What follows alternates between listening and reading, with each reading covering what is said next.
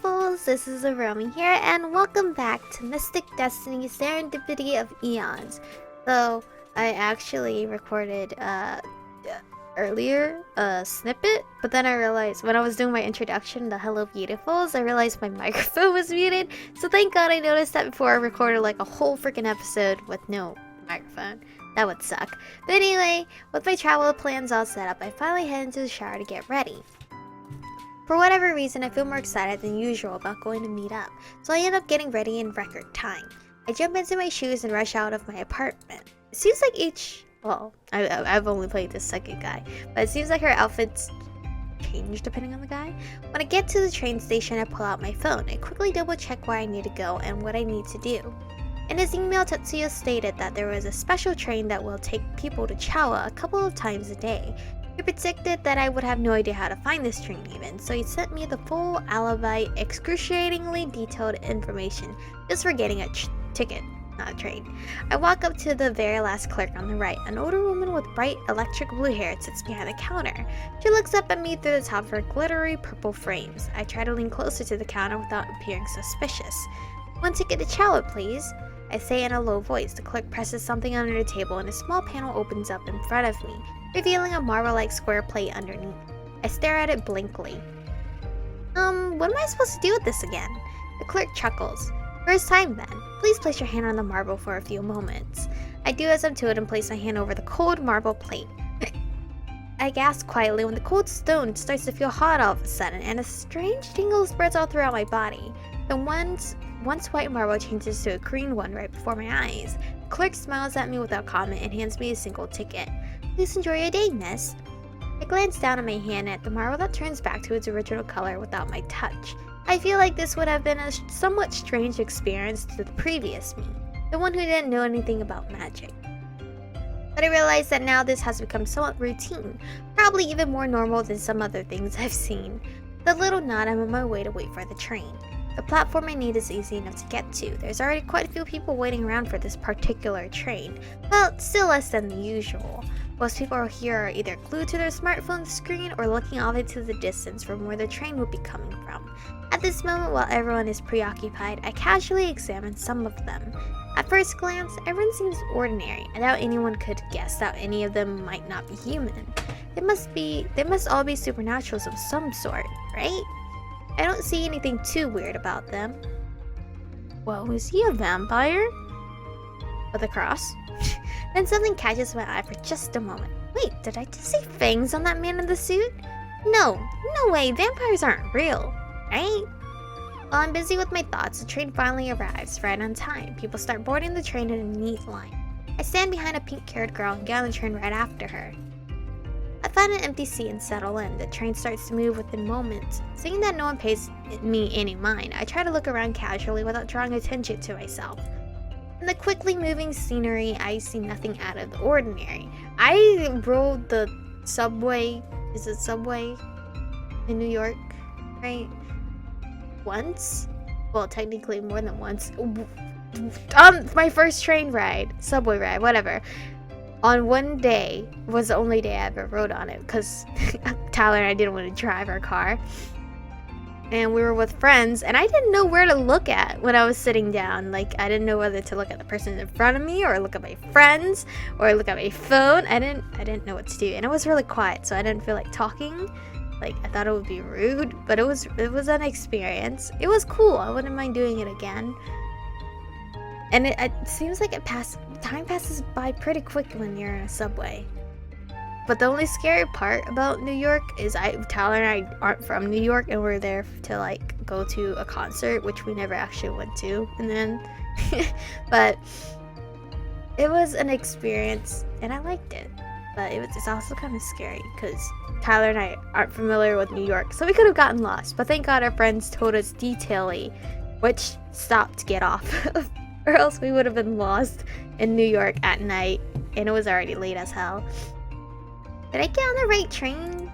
I don't know, man. I look at the ticket in my hand. I'm sure I got on the right one. Doubts start to creep into my mind, but almost immediately, I start to realize how silly I'm being. Just because the train is supposed to take me somewhere supernatural doesn't mean the whole trip would suddenly take me through some magical land. With that thought in mind, I lean back in my seat and relax a little. A voice rings out throughout the train, announcing a track switch. As the train turns out of nowhere, I feel a jolt of something like a static shock run through me. I hold back aghast at the unexpected feeling. What the hell was that? I look around trying to see if we had passed something, but I can't see anything out of the ordinary. Maybe it's just me then? Maybe no one else felt that? I begin to wonder if I just imagined it when the pink-haired girl next to me looks at me with a smile. I knew it. Is this your first time going to Chawla on the train? Yeah, how could you tell? It's because your face just suddenly looks so bewildered. The girl giggles as if she had just witnessed the most amusing thing in the world. Sorry, I shouldn't laugh. I'm Emi Matsuda. Michiko Melody. What was it we just passed? Some sort of barrier? Something like that. There is a veil of illusion around Chawla that confuses the human eyes into thinking that they don't see anything. And that's what we just passed through. Oh, I see. I think back to the strange shimmer that revealed the hidden button in the elevator. I wonder if it's the same thing in Hagiwara too. I mumble to myself barely above a whisper, and he seems to catch on what I've said despite my quiet tone. Do you go to Hagiwara then? Yes, I do actually. Me too! It's my first year there. My parents wanted me to attend since the first time I showed signs of magic. Hagiwara has some really good classes for mages, so they knew I'd be able to learn a lot. I see, so Emi is a mage. Unsure about how much to reveal about myself, I smile and hope it doesn't look too awkward. I'm a first year too, so I'm pretty new to everything. Some of the classes there are so wild. Like, have you heard about what happened during one of the Professor Akura's classes last week? No, I don't think I did. Oh, it was so crazy. So during potions, Professor Akura, who's totally strict, suddenly just decided to lounge on his desk, like just lying down all casually on one arm. He started asking questions about potions, but they were random ones. Some were things they haven't even been taught yet and probably never will. And whenever someone got it right, he'd throw them some candy. Then when we were wrong, or when they were probably wrong, he'd still throw a candy, but it was at them. I even heard he managed to hit a few people right between the eyes. And that's when the really crazy thing happened. Another Professor Akura walked in and yelled and was like, "What are you doing to my students?" So it turns out that it was Professor Akura's twin who was just messing around with the class. No one even knew that he had a twin, so people were totally shocked. And I heard they look exactly alike too. It's strange to think of something like that happening in class, but it's oddly comforting to know that even in this unfamiliar world, there are things that are ordinary enough to happen in normal life too. Yeah, that's pretty crazy. Do things like that often happen in Hagiwara? Emi thinks for a while, then shrugs and laughs. I don't know. We could probably ask one of the older students that. But it did remind me of an episode from Sakura Sparkle Cure. The twins ended up switching places for a whole day, and everyone only found out about it at the very end. Oh, I remember that episode. Do you watch Sakura Sparkle Cure then? I love that anime. I haven't ever met anyone who liked it too. Really? Yeah, of course. I watch it. I love it. It's like the best though.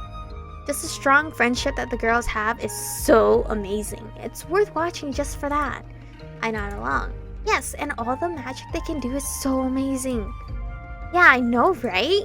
Emi suddenly sighs and pouts. I wish I could be that good at magic as those girls. I'm not very good at it, so I have to take some remedial classes, even though all I want to do is focus on art instead. Oh, I'm not good at it at all myself. Most of the time, I feel like I'll never be able to do it properly. Maybe more like almost all the time, really. The train comes to a halt then, and the announcement for Chawla Station comes on. Emi and I look at each other and smile. We get up from our seats together and move to get off the train together. Dude, can we make friends this fast in reality?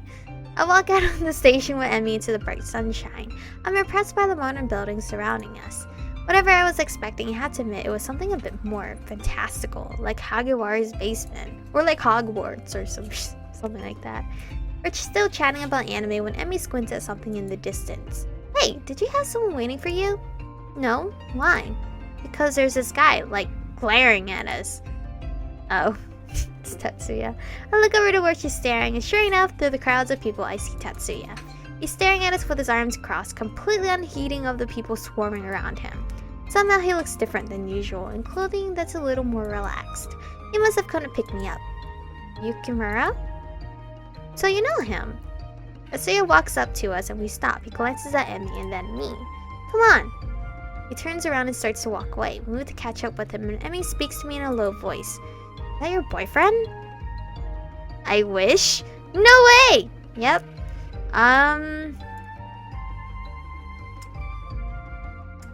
I wish? No way? I'm not gonna say yeah. I wish. That might be nice. I mumble this, but Tatsuya apparently hears because he turns around. Shoot, dude. Can you maybe keep your wishes to yourself? Nah, fam, now you know, it's cool. Well, you don't have to be rude. Oh, I see how it is. We're study partners, that's all. Wow. Alright then, no need to freak out about it. I'm not as damaged as I was with Shinji. Shinji, the way he described our relationship, whoa man, that literally made me feel some type of way. Like I wanted to shut the game off right there. Good to hear though. You were so cold with her that I would have been worried. And exactly who are you? I'm Nami Matsuda. I'm a mage and I'm enrolled over at Hagiwari. Your turn. Tatsuya Yukimura. I study at Hagiwari as well. Yukimura. I look back and forth between Tatsuya and Emmy as we walk. Okay, what's up with them? So you're probably pretty handy with cryo, right? Could you teach me sometime? I guess. I'm confused the tension I sense for a moment, but then it evaporates just as fast as it came. Actually, I was going to study with him now. If you have some time and Yukimura is okay with it, do you want to come with us? Yeah, alright. I was just going to go shopping for some special art supplies, but I can do that anytime. If that's okay with you, Yukimura. He looks like not amused. Tatsuya looks back at Emmy and I. He sighs, pushing his glasses up. Fine. When he turns back around, Emmy leans in close to my ear and whispers, no, he'd be even cuter if he wasn't so grumpy. I try my best to stifle a laugh, and just barely manage to prevent a snort. He seems like he has good ears, so I'd better be careful about what I laugh at, or he might decide not to teach me at all. As we walk, I remember that Tatsuya said he'd be taking me to his mother's cafe. I start to get a little nervous when I think I might meet his mother. I had to wonder what she's like to have raised such a serious son. I guess I'm about to find out. When we walk in, I take in the bright open atmosphere and the pleasant smell of breakfast and coffee in the air. I feel immediately at peace in the cafe, and I'm thankful that Tatsuya took us here. I think I can get a lot of studying done in a place like this. Tatsuya leads us to a table near the back that's piled high with textbooks. Wow, someone's prepared. We sit down at the table, but Tatsuya remains standing. Do you two want anything? Drinks or food? Don't worry about paying either. You're taking our order, Yukimura? Why wouldn't I? This is my mother's cafe.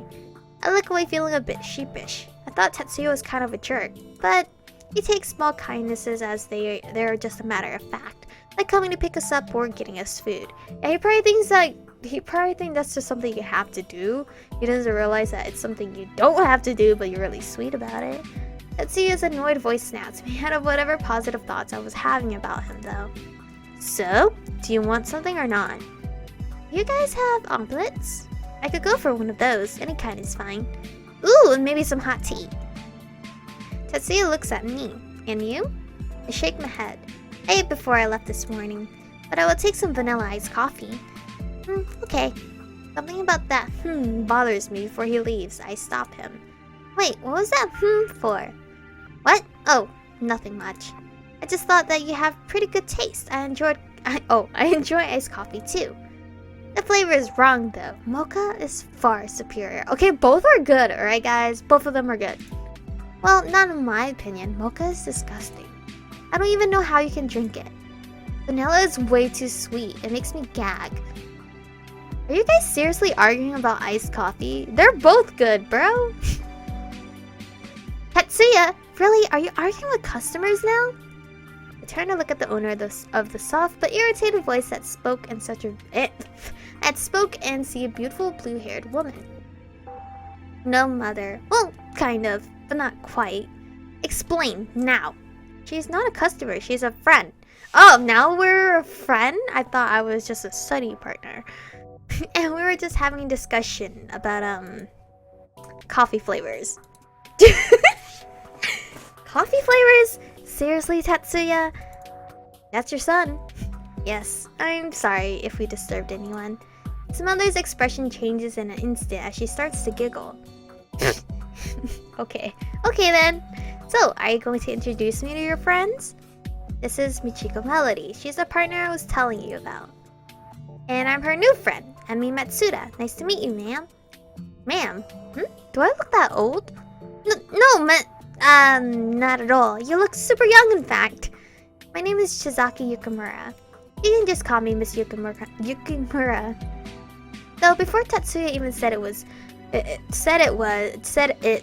I was certain you were the girl Tatsuya was helping Michiko. Huh? How? You look exactly like Tatsuya's type. What? Mother! Tatsuya, go ahead and go get the girls their order if you would. Yes, Mother. Tatsuya moves to go to the back and Shizaki turns back to us. So, what brings you here today, studying by the looks of it? That's right. It was supposed to be just me today, but Emi and I met today for the first time on the train. I thought Yukimura might know a thing or two about ice magic. That he does. Tatsuya has been training his cryokinesis since he was very small. Probably since he was about 3 or 4. So if you need any help, you can depend on Tatsuya. Tatsuya walks back over to us holding a tray. He passes out the food and drinks with such casual demeanor that I have to wonder how long he's been helping his mother. Tatsuya takes a seat and Shizaki looks down at him. Be nice to your friends, Tatsuya. And I hope you all have fun. With those parting words, Shizaki moves away so gracefully for a moment I think she's floating. Tatsuya looks at each of us. I'm going to start with the basics for Michiko. But I'm warning both of you that I'm not an easy teacher. Oh, it's okay. It's okay, Tatsuya. I already assumed that part. Are you ready to start? I think I hear Emi almost whimper beside me, but I nod seriously. Let's do this! Okay then, we'll start with breathing. Correct breathing is the first step of summoning your power. When you gain enough experience, it happens naturally. But breathing gets you in a focused mindset, which is necessary. Dude, I have a hard time even controlling my stamina in real life. I need to run more and have better endurance. We've all been studying for around 2 or 3 hours and it's almost lunchtime. Holy cow, that's a lot of studying. Tatsuya has been trying to teach me how to summon ice. Surprisingly, Tatsuya is a very patient teacher, and he seems used to explaining things in an easy to understand way most of the time. That's because he has a sibling, right? So his patience tolerance is a bit higher. However, I still can't do a single thing. Don't worry, Michiko. I know you'll get it. Ah!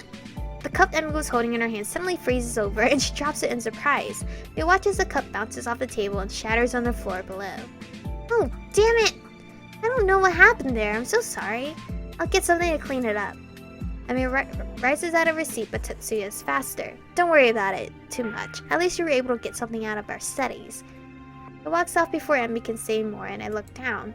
I know he didn't mean it like that, but why can't I do this? Maybe it's just not our thing. Maybe we just can't do that. I can't even make the air cooler, much less create actual ice. It's because I'm hot. Oh, don't get down, Michiko. I've been studying since I was a kid, and I still suck this much. Can't even control when I do something sometimes.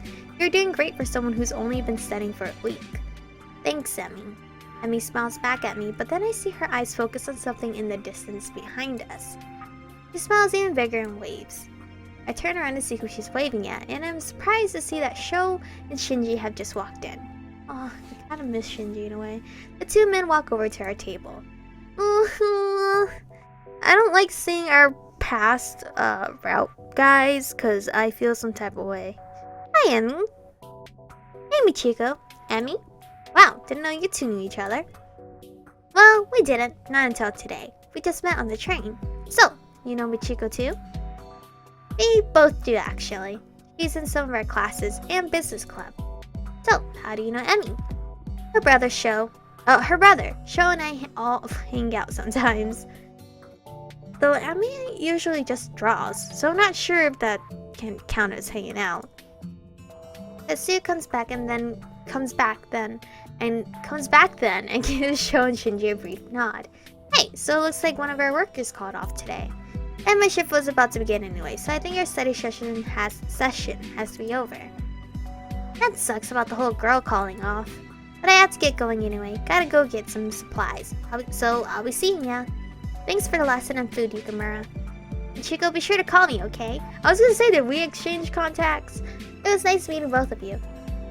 Emmy picks up her things and waves goodbye to us. After she walks out of the shop, Tatsuya turns to me. I need to get to work right away, so I'm sorry, but you have to make it home by yourself. Tatsuya turns to walk away, but I call out to him. Wait! Tatsuya looks back at me and I stand up, my hand to my chest. You helped me out a lot today. Can I do anything to help repay you and your mother? No thanks necessary. I was just doing my assignment. Ow. Wow, but I don't feel as hurt as it was with Shinji. The way Shinji said it, your girl was broken. For some reason, I feel a little hurt by this and look down. I guess after spending so many hours with them, I thought maybe we were starting to become friends at least. Maybe because my heart isn't solely thrown at Tatsuya right now, so I don't feel as bad. Maybe because he hasn't done anything like close to Shinji has done for us. Tatsuya completely turns to face me and mumbles. I didn't mean it like that. But nonetheless, no thanks is necessary. At least he realized what he said.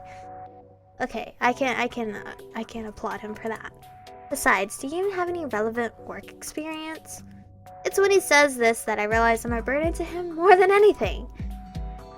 Realizing I have nothing to say, Tatsuya starts to leave, but something in me feels frustrated and I grab hold of his arm.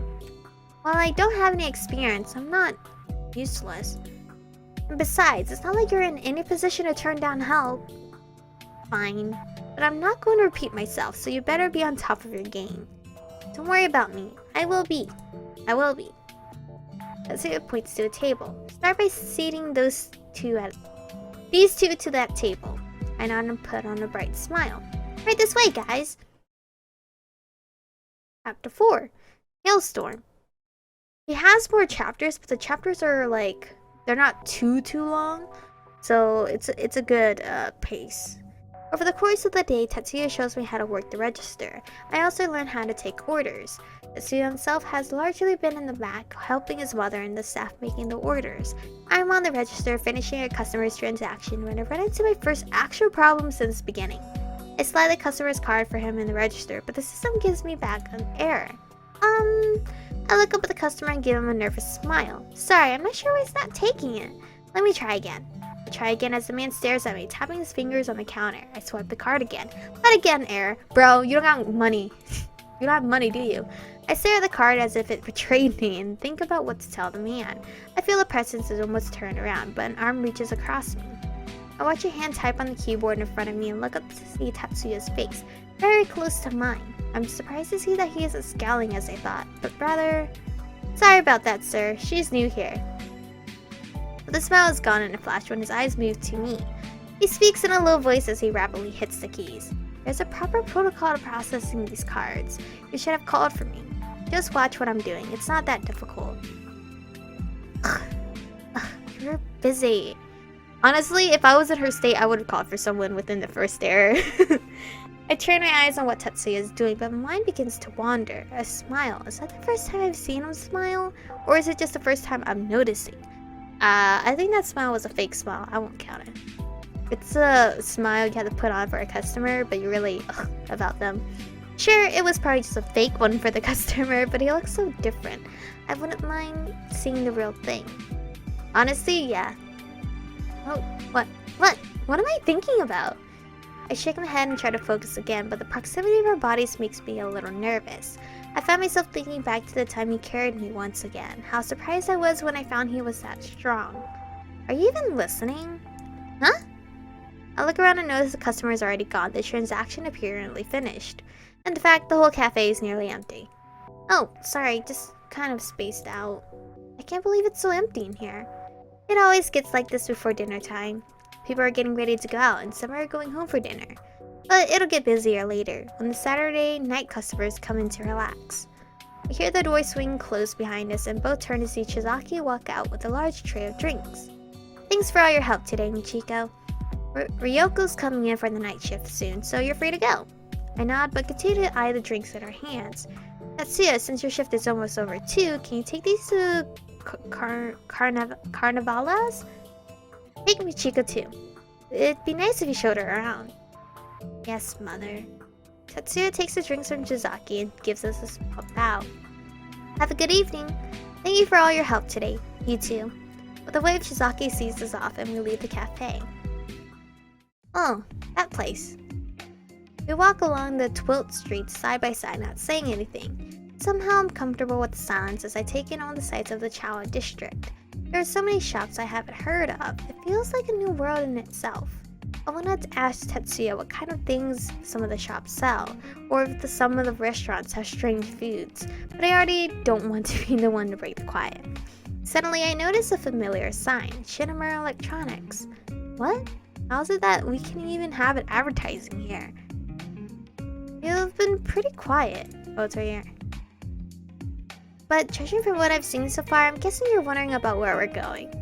Well, actually I wasn't, but I do, so yeah, a little bit. I can already tell that Tatsuya is about to discourse about something, but I find I don't mind since his voice is rather soothing. It's nowhere special. Carnivalis is an upscale piano bar. They only recently opened, but the staff there are fans of my mother's specialty caffeinated drinks. So recently, on every Saturday, they order a lot of drinks to get ready for the late night ahead. This is my first time personally going to deliver there, though. Oh, I see. I'll have to try some of her specialty drinks next time if they're that good. A piano bar. I guess even the supernaturals like to relax too. I find that I'm looking forward to see what Carnivalis is like as I enjoy the stroll with Tatsuya.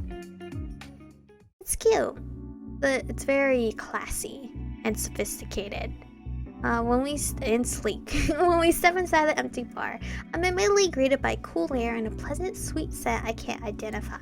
I find myself relaxing thanks to the atmosphere and smooth music playing. Tatsuya goes to the bar counter and I follow. No one's there though, so we settle in to wait. Hello? I turn and lean my back against the counter, staring in awe at the glossy marble tiles and view of the setting sun outside.